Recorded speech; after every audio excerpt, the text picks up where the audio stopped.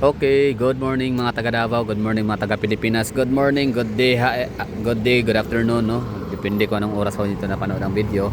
So, vlog lang tayo dito sa Davao City ngayon as an update, no? Ano nga bang ganap dito sa Davao City? Kumusta ang mga tao dito, no? Meron pa ba ano bang ganap ng mga taga Davao, no?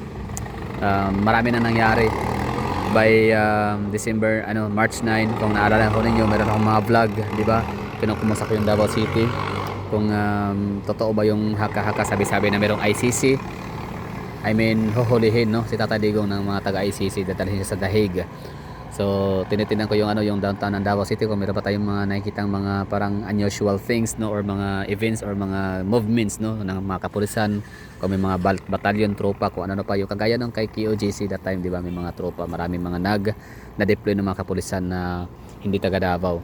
So, yun yung mga haka-haka hearsay. So, yun na nga, no, ang mga loyalist, ang mga Dilawan, Pinklawan, ang mga DDS.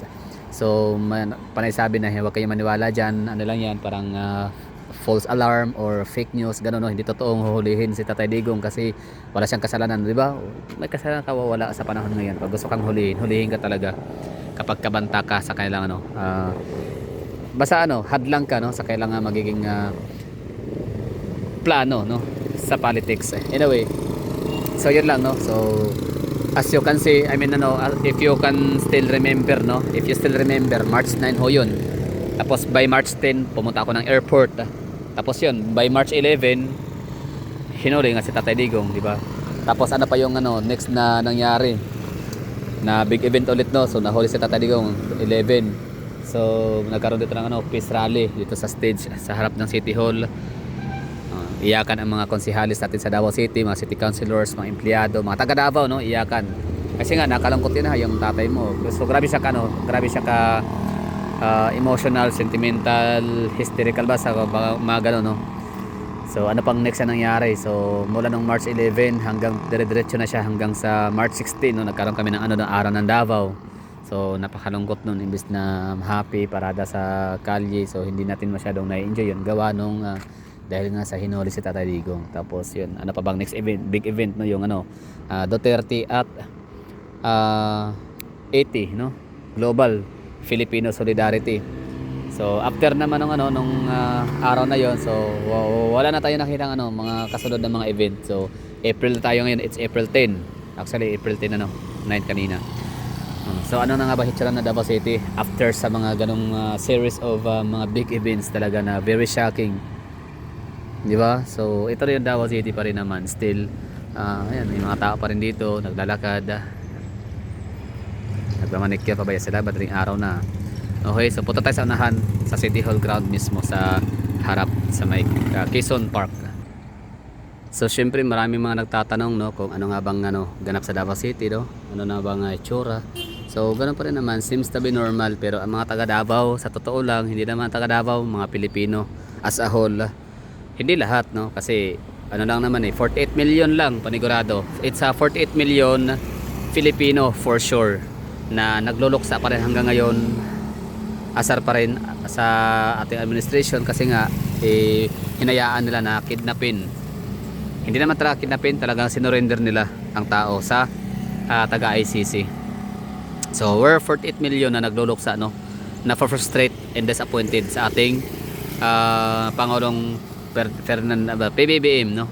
So disappointed tayo kasi nga sa ginawa niya kay Tatay Digong, sa kanyang decision na ihatid ang tao, isurrender doon sa ICC, di ba, no, nakakalungkot. So tayo ay paniwala pa naman sa kanyang continuity. Nabudol tayo sa continuity, nabudol tayo sa 20 pesos sa bigas, nabudol tayo sa sinabi niyang hindi niya ipapahuli si Tatay Digong or hindi siya makipag-cooperate sa ICC kasi hindi naman talaga dapat, kasi we're no longer belong or wala tayo hindi na tayo kasapi sa ICC, hindi tayo member. Pero ang nangyari, ayan, hinatid niya talaga, no, pinakidnap. Ibig ko sabihin na sinurrender si Tatay Digong. So ito yung hitsura ng Davao City after series of events, no, mga big events talaga siya, mga shocking news and shocking events. Nakalungkot syempre.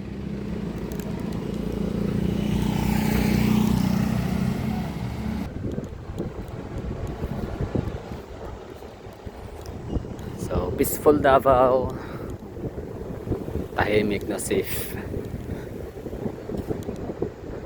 Pero usog, no. So sana, no, basta taga Davao, ano tayo, magtutulungan tayo dito lahat.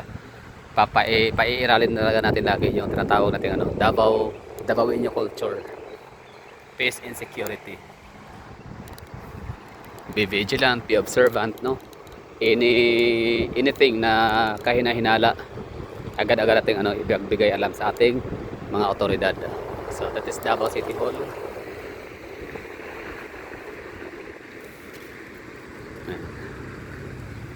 So simpleng hotel, simpleng ano lang yan, City Hall, no. Man-made structure, no. Pero ano yan, century old na yan ha, by 2026 next year. So magwa 1 year old, magwa 100 year old na yung ano natin, City Hall of Davao City, the most iconic City Hall sa buong Pilipinas, kasi nga dyan nanggagaling ang mga Dutertes. Ano ba meron sa mga Duterte? Siyempre, pinakaminamahal ng mga taong bayan, no. Most love, most powerful person, I like number 69, si Tatay Digong. As most powerful people in the world, we have 8.2 billion population sa buong mundo, no. Pero talagang sa sobrang daming population na yun, pasok talaga si Tatay Digong, naglanding siya into number 69 most powerful people in the earth, in the planet earth, no. So yan, napaka-iconic na syudad na yan, I mean ano, City Hall. So time check dito, mag alas 4 na. So marami tayong mga nakita dito na mga may bitbit na mga balde, bayong, kasi papuntang public market na Magkiruhan. So ito yung pinaka heart of the city ha, City Hall. So yun lang yung update natin dito. Sana nagustuhan ho ninyo. Sa mga nagtatanong lang, siyempre marami tayong mga kababayang hindi mga taga Davao, mga taga other part of Mindanao, taga Visayas, Luzon, and nasa ibang bansa na curious, no, kung ano na nga ba hitsura ng Davao City. Tuloy pa rin ba ang buhay dito? Yes, tuloy pa rin naman ang buhay. This is highly encouraged naman talaga ng ating VP Sara Duterte na ipagpatuloy ang hang buhay sa Pilipinas, sa mga Pilipino, magtrabaho, magnegosyo, ganoon talaga, laban lang, tapos dasal, tapos laban hanggang dulo. Basta yung mga obligasyon, huwag kalimutan, huwag iwanan, basta trabaho lang, negosyo. Kasi yan talaga yung natin, no, parang pinaka blood flow sa ating bayan, yung negosyo, trabaho. Kasi diyan umaasa natin, gobyerno, no, pampasahod sa mga empleyado, pampasahod natin sa presidente, vice presidente, senator, mga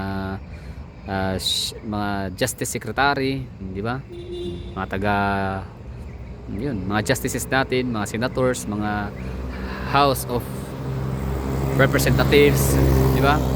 So yung mga natin, mga government officials, no. So diyan, basta yung natin, yung pinaka-ekonomiya sa Pilipinas, nakaikot, no. So kailangan magtrabaho pa rin naman.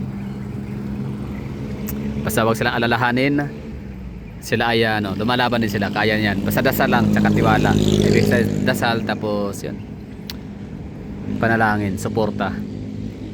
So basta vote straight tayo ha, PDP laban Duterte, kasi 10 na sila. Ulitin ko, it's Jamie Bondoc, Philip Salvador, Kong Marcolita, Vic Rodriguez, Pastor Apollo Kibuloy, Lambino, sino pa isa, Hinlo,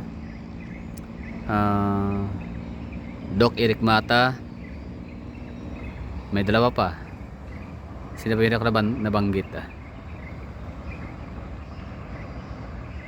Philip Salvador, Jamie Bondoc, basta 10 na sila lahat ha. Si Doc Eric Mata yung pinakahuling kamay na itinaas ni Tatay Digong ni VP Sara Duterte sa Hong Kong. So buo na, mabubuo na yun, 10. So vote straight ho natin yun. Tapos yung governor natin, wag iboto natin. Yung governor sa inyong mga lugar, wag iboto kung sila ay alyansa ni BBM. For example, Cebu. So sa probinsya ng Cebu, si Gwendolyn Garcia ay tsaka yung kanyang anak, tsaka yung asawa ng kanyang anak ay nag-traitor sa mga Duterte, na kinilala pa naman sila na kasanggang dikit, no, kaibigan, tropa, kamag-anak pa, no, parang distant relatives yata sila, Doran/Duterte, if I'm not mistaken. Yan lang siguro. So thank you for watching. Sana ay nagustuhan niyo yung munting natin vlog upload or vlog natin dito sa Davao City, no? Kumusta lang ho ang Davao City. after the series of events, mga big events yan, mga shocking in the very disappointing events, no. Talaga nakalungkot. So ito na yung Davao City, still pa rin naman calm, peaceful, in the Liverpool City pa rin naman siya still. Basta Davao City, Davaoenyo, tayo ay pairalin ng Davaoenyo culture or Davao culture, peace and security protocol. Ganun lang. So thank you for watching. Ingat kayong lahat dyan.